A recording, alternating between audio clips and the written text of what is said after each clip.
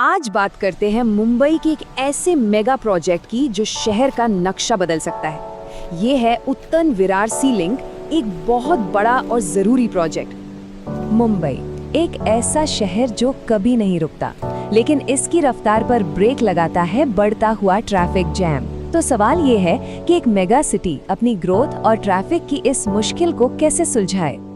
चलिए सबसे पहले ये समझते हैं कि आखिर वो कौन सी बड़ी चुनौती है जिसे ये प्रोजेक्ट हल करने वाला है। सोचिए, घंटों ट्रैफिक में फंसे रहना सिर्फ कुछ किलोमीटर जाने के लिए। मुंबई में रहने वालों के लिए ये रोज की बात है, खासकर जब वेस्टर्न सबर्ब से तेजी से डेवलप हो रहे पालघर इलाके तक जाना हो। ये सिर्फ वक्त की बर्बादी नहीं है, बल्कि ये इस पूरे इलाके की इकोनॉमिक ग्रोथ पर भी एक बड़ा ब्रेक लगाता है। तो इसी मुश्किल से निपटने के लिए महाराष्ट्र सरकार ने एक बहुत बड़ा और एम्बिशियस कदम उठाया है। एक ऐसे प्रोजेक्ट को हरी झंडी दिखाई है जो मुंबई की कनेक्टिविटी की तस्वीर ही बदल सकता है। और वो प्रोजेक्ट है उत्तन विरार सी लिंक। ये सिर्फ एक और पुल नहीं है, ये मुंबई और पालघर रीजन को जोड़ने का एक बहुत बड़ा प्लान है और अब इसके पहले फेज को मंजूरी मिल चुकी है। इस बड़े प्रोजेक्ट को हकीकत में बदलने की जिम्मेदारी है MMRDA यानी Mumbai metropolitan region development authority की, और काम तेजी से हो इसके लिए सरकार ने इसे पब्लिक यूटिलिटी प्रोजेक्ट का दर्जा दिया है। इसका सीधा मतलब है कि अप्रूवल और लैंड एक्विजिशन जैसे कामों में तेजी आएगी।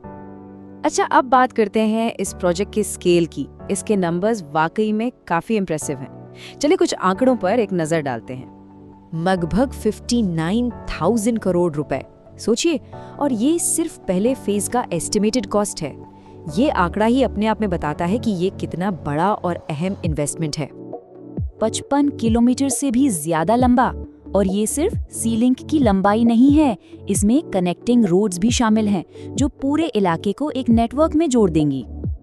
तो सवाल ये है कि ये सब कब तक तैयार होगा।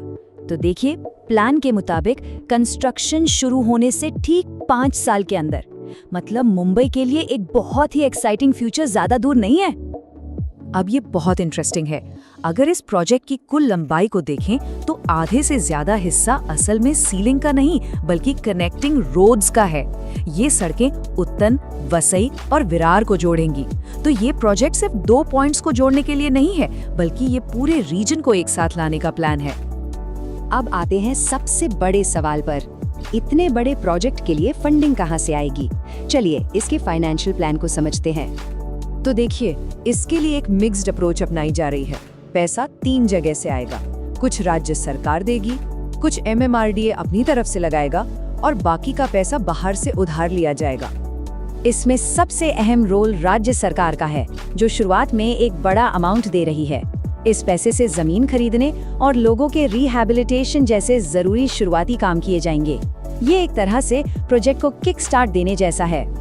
और लंबे समय के लिए प्लान ये है कि ये प्रोजेक्ट खुद को सस्टेन करे, यानी MMRDA इस पर टोल लगा सकता है, यूजर फीस ले सकता है और एडवर्टाइजिंग से भी रेवेन्यू जनरेट कर सकता है, ताकि इसका मेंटेनेंस और ऑपरेशन चलता रहे।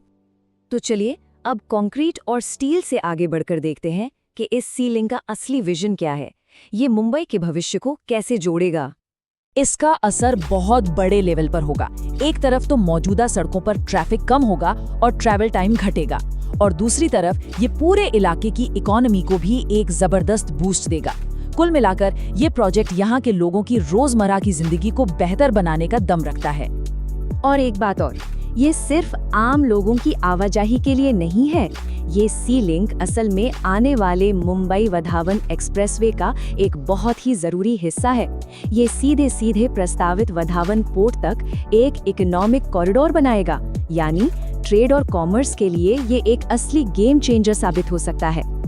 तो जैसे जैसे बड़ा प्रोजेक्ट कागजों से निकलकर जमीन पर उतर रहा है, ये एक बड़ा सवाल भी खड़ा करता है। क्या ये सी लिंक आने वाली पीढ़ियों के लिए मुंबई के पूरे नॉर्दर्न कॉरिडोर की परिभाषा ही बदल देगा।